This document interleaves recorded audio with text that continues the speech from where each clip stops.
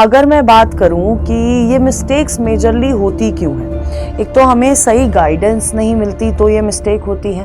क्या होगा कैसे होगा, और हम लोग क्या होगा कैसे होगा पे ही लगे रहते हैं, और हम लोग उस पॉइंट ऑफ टाइम पे हम लोग क्या कर सकते हैं कि हमारा रिजल्ट अच्छा आए, स्कोर अच्छा है, उसको हम लोग छोड़ देते हैं। मैं बस आपको ये बोल रही हूँ, अगर आप इस वीडियो में जो मिस्टेक्स मैं बोल रही हूँ, जो हर बच्चा इस समय अप्रैल में कर रहा होगा और 110% कर रहा होगा, और जब तुम ये वीडियो देखोगे ना तुम्हें लगेगा अरे हाँ यार ये मैं कर रहा हूँ, तो आपको बस क्या करना है, अगले नेक्स्ट 3 to 4 मिनट से ध्यान से सुनना है कि आपको क्या नहीं करना है। यार हम लोग ना बीइंग एन एस्पिरेंट मैं ये जानती हूँ कि जो लास्ट 30 डेज होते हैं ना, वो एक बहुत क्रूशियल टाइम पीरियड होता है हमारे लिए। मतलब इतना ज़्यादा क्रूशियल होता है कि हम लोग या तो इस टाइम को बहुत अच्छे से यूटिलाइज कर जाते हैं, या तो इस टाइम में कुछ ऐसी मिस्टेक्स कर जाते हैं जो मिस्टेक्स हमारे स्कोर को बहुत ज़्यादा हैम्पर कर देती है। अब अगर मैं बात करूं कि ये मिस्टेक्स मेजरली होती क्यों हैं, एक तो हमें सही गाइडेंस नहीं मिलती तो ये मिस्टेक होती है।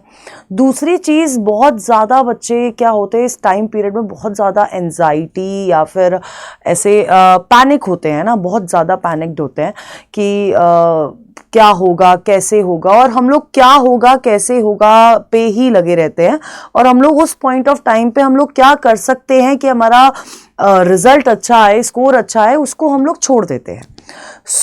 ये वीडियो पर्टिकुलरली कोई स्ट्रैटेजी वीडियो नहीं है, कोई ऐसी वीडियो नहीं है जिससे आपका स्कोर अचानक से बिल्कुल 650 या 700 पे आने लग जाएगा अगर आप 200-300 स्कोर कर रहे हैं, है ना। मैं बस आपको ये बोल रही हूँ, अगर आप इस वीडियो में जो मिस्टेक्स मैं बोल रही हूँ, जो हर बच्चा इस समय अप्रैल में कर रहा होगा और 110% कर रहा होगा, और जब तुम ये वीडियो देखोगे ना तुम्हें लगेगा अरे हाँ यार ये मैं कर रहा हूँ, तो बस ये कुछ ऐसी मिस्टेक्स है जो हमें पता नहीं होती कि यार ये हमारे स्कोर को हैम्पर करेंगी, लेकिन हम वो मिस्टेक्स कर रहे होते हैं।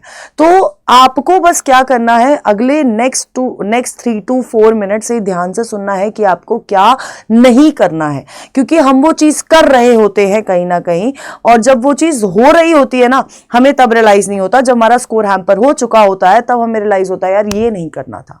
तो ये जो ये नहीं करना था वाली फीलिंग ना आए, इसके लिए ये वीडियो पूरी देखना। मेरा नाम है Bharti and I am your zoology educator. So NEET 2025 की तैयारी ऑलरेडी इस चैनल पे डॉक्टर्स अड्डा पे जो जुड़ा हुआ है वो उसको पता है, बहुत अच्छे से चल रही है। बट कुछ मिस्टेक्स, क्योंकि बीइंग एन एस्पिरेंट शायद मैंने भी वो मिस्टेक करी है, and I want you all कि आप वो मिस्टेक्स ना कर रहे हो। अगर कर रहे हो तो अभी रुक जाओ, अभी बस 2-3 दिन ही हुए हैं अप्रैल में, है ना। लास्ट 30 डेज अभी भी बाकी हैं हमारे पास, तो don't do this mistake in last 30 days. सबसे इंपॉर्टेंट चीज़ कि ये वीडियो सिर्फ इसलिए है ताकि आप अपने मार्क्स को इम्प्रूव कर ले, ताकि आप मार्क्स, क्योंकि इस मंथ में क्या देखा जाता है, फ्लक्चुएशंस देखी जाती है मार्क्स में, क्योंकि हम लोग बहुत कभी-कभी अंडर कॉन्फिडेंट हो सकते हैं। तो ये वीडियो सिर्फ आपके लिए इसलिए है ताकि आप अपना स्कोर इम्प्रूव कर ले। अब बहुत सारे बच्चे इस पॉइंट ऑफ टाइम पे रिवीजन के लिए क्या कर रहे होंगे, जगह टेलीग्राम से ये नोट्स उठा लिए, इस टीचर के भी नोट्स उठा लेता हूँ, उस टीचर के भी नोट्स उठा लेता हूँ, यार ये बुक से भी पढ़ लेता हूँ, इस बुक से भी थोड़ा देख लेता हूँ, क्या पता एक्स्ट्रा आ जाए। देखो बेटा, नीट 2025 में पेपर एनसीईआरटी से ही आने वाला है, एंड अभी बहुत सारे बच्चे ये मिस्टेक कर रहे होंगे, जगह से वो नोट्स ले लेके पढ़ रहे होंगे। मैं आपको बोल रही हूँ स्पेसिफिकली फॉर बायोलॉजी, एनसीईआरटी और अपने टीचर्स के नोट के साथ स्टिक रहे अभी भी, है ना। फॉर रिवीजन आप रिवीजन कर रहे हैं तो मैं आपको बोलूँगी यार कि आपको टीचर के नोट्स के साथ, जिससे आपने साल भर पढ़ा है, उसके नोट्स के साथ ही स्टिक रहें। क्वेश्चन प्रैक्टिस आप डिफरेंट बुक से कर सकते हैं, बिल्कुल कर सकते हैं, उसके लिए कोई मनाही नहीं है, लेकिन अभी आपको इस 1 महीना, इस 30 डेज आपको एनसीईआरटी और अपने टीचर के नोट के साथ ही स्टिक रहना है, ठीक है। अब दूसरी चीज जो मैंने इसमें बोली थी कि यार इधर से ये थोड़ा सा एक्स्ट्रा कंटेंट पढ़ लेता हूँ, क्या पता आ गया तो इधर से थोड़ा एक्स्ट्रा कंटेंट पढ़ लेता हूँ। बेटा ये 30 महीने, ये जो 30 दिन है, महीने नहीं, ये जो 30 दिन है, इन 30 दिन आपको बहुत सिलेबस स्पेसिफिक रहना है। आपको अपने सिलेबस में प्रायोरिटाइज करना पड़ेगा कि आपको कौन से चैप्टर को प्रायोरिटी देनी है, कितना पढ़ना है, एक्स्ट्रा नहीं पढ़ना है ना। एक्स्ट्रा सिर्फ वो पढ़ो जो आपके टीचर ने आपको एक्स्ट्रा पढ़ाया है, उससे ज्यादा एक्स्ट्रा नहीं पढ़ना है, क्योंकि अगर क्वेश्चन थोड़ा सा भी बाहर से आया ना तो वो कहीं ना कहीं किसी ना किसी चीज से लिंक्ड आएगा, बहुत ज्यादा बाहर से नहीं आने वाला है, ये मैं आपको बहुत क्लियरली बोल रही हूं। ठीक है, तो हमें ना यह सिलेबस स्पेसिफिक रहना पड़ेगा। ठीक है, तीसरी मिस्टेक जो इस पॉइंट ऑफ टाइम पे बच्चे कर रहे हैं, यार उनको लग रहा है कि यार ये मेरा चैप्टर स्ट्रांग है, इसको पढ़ने की जरूरत नहीं है ना, ये चैप्टर मेरा वीक है, सिर्फ इसी को कर लेता हूं। बेटा इन आखिरी के 30 दिन आप मान के चलिए कि आपको अपने हर एक चैप्टर को, चाहे वो फिजिक्स हो, चाहे वो केमिस्ट्री हो, चाहे वो जोलॉजी हो, चाहे वो बॉटनी हो, अपने हर एक चैप्टर को रिवाइज करना पड़ेगा। जो स्ट्रांग चैप्टर है आप सिर्फ उसके नोट्स रिवाइज कर सकते हैं, अपने टीचर के नोट्स, फिर से अपने टीचर्स के नोट्स, एंड जो आपके वीक चैप्टर है उनका आप वन शॉट वीडियो देख सकते हैं। ठीक है, तो ये इस तरह से आप अपना रिवीजन कर सकते हैं। लेकिन आप मान के चलिए आपको इन 30 डेज में अपने पूरे के पूरे सारे के सारे चैप्टर्स एक बार रिवाइज जरूर करने हैं, और ज्यादा बार हो जाए तो उससे अच्छी चीज नहीं है ना। बट हमें रिवीजन अपने हर एक चैप्टर का अभी करना है। एंड बहुत सारे बच्चे, चलो ये रिवीजन वाली बातें हो गई है ना, बहुत सारे बच्चे अभी पता है क्या कर रहे होंगे, मॉक टेस्ट दे रहे होंगे, लेकिन मॉक टेस्ट की कोई समय सीमा नहीं होगी, है ना। मतलब एक पूरे नीट के एग्जाम की तरह मॉक टेस्ट नहीं दे रहे होंगे, है ना। वो जो 3 घंटे का टाइम है, वो 3 घंटे का, सिर्फ वो 3 घंटे का टाइम देके मॉक टेस्ट नहीं दे रहे होंगे, या फिर थोड़ा बहुत चीटिंग चल रही होगी कि यार थोड़ा 5 मिनट ऊपर हो जाए तो क्या हो जाएगा। नहीं, आप मान के चलिए जब आप मॉक टेस्ट दे रहे होंगे तो मॉक टेस्ट आपको उसी तरह से देना है जिस तरह से आपका नीट का एग्जाम होना है।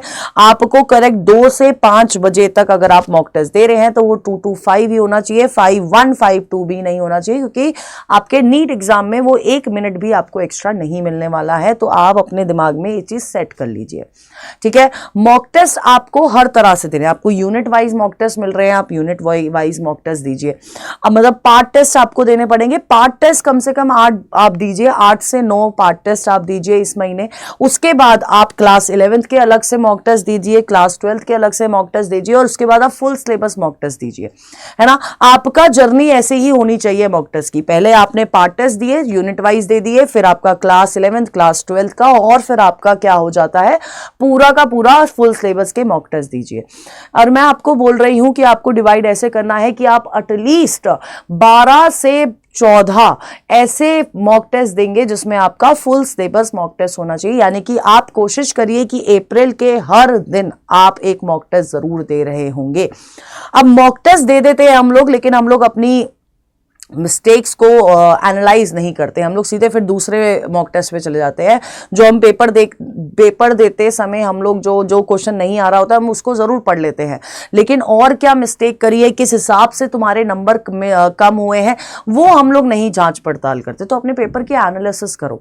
स्टार्टिंग जब करी होगी बेटा, 365 डेज तुमने यार पढ़ लिया है ऑलरेडी नीट के लिए, जब स्टार्टिंग करी होगी तो हर टीचर बोलता है अपनी मिस्टेक नोटबुक बनाओ। तो जो आपकी स्टार्टिंग से लेके एंड तक की मिस्टेक्स रही हैं उनको जरूर रिवाइज करना है। पेपर दे रहे हो और ओएमआर के बिना नहीं दे रहे होगे बहुत सारे बच्चे, बेटा ओएमआर की प्रैक्टिस करो, क्योंकि बहुत बार ऐसा होता है ओएमआर गलत फिल करने की वजह से हम लोग अपने 20 से 25 मार्क्स ऑलरेडी गवा चुके होते हैं। तो ऐसी गलतियां हमें नहीं करनी है। आप जब भी पेपर देंगे आप तब ओएमआर के साथ ही पेपर देंगे, आप ये मान के चलिए, अपने दिमाग में बैठा लीजिए, वरना बहुत सारी चीजें जो होंगी बेटा जी खराब हो जाएंगी, है ना। तो आपको ये सारी मिस्टेक, बहुत सारे बच्चे यार मुझे कमेंट बॉक्स में बता देना कि हाँ मैम मैं ये कर रहा हूं, हाँ मैम मैंने ये किया है, और बेटा उसका कुछ फ्रूटफुल आपको वो नहीं मिलेगा, है ना, फल अच्छा नहीं मिलेगा उसका आपको। लेकिन अगर आप ये मिस्टेक्स अवॉइड कर देते हैं तो आपको फल जरूर अच्छा मिलेगा। आपके मार्क्स में आपको, चाहे वो मार्क्स में इंप्रूवमेंट चाहे 20 नंबर की हो रही हो चाहे 30 नंबर की हो रही हो, इंप्रूवमेंट होगी जरूर, आपको दिखेगी वो इंप्रूवमेंट, ये मैं लिख के दे रही हूं, ठीक है। एंड वन मोर थिंग जो मैं आपको बताना चाहूंगी कि आप लोगों को पता है ऑलरेडी कि जोलॉजी का महासंग्राम चल रहा है, मतलब सब सारे सब्जेक्ट का ही चल रहा है बेसिकली। सो हम लोगों ने क्लास 12th के जो जोलॉजी के सिलेबस है, चैप्टर्स है, उसका वन शॉट ऑलरेडी कंप्लीट कर दिया। वन शॉट में हम लोगों ने बहुत सारे क्वेश्चन प्रैक्टिस भी करी है ना, 4 वन शॉट में हमने अपने 6 चैप्टर्स कंप्लीट कर दिए हैं।